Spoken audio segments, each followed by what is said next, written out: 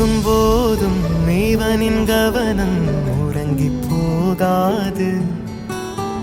கனவில் கூட காவல் செய்யும் கடமை மறவாது. உலகமே இவளென இவன் வாழும் அழகை பாரடா. மகளென வளர்க்கிறான் இவன் உயரம் குறைந்த தாயடா. இவனின் அன்பை அளந்திட எந்த மொழியும் போதாது.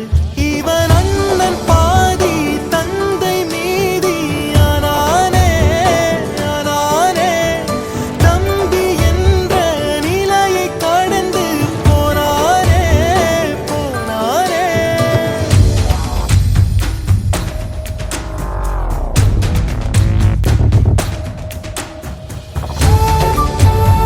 அது இவளின் அழுகை அமிலமாகும் தாங்க முடியாது.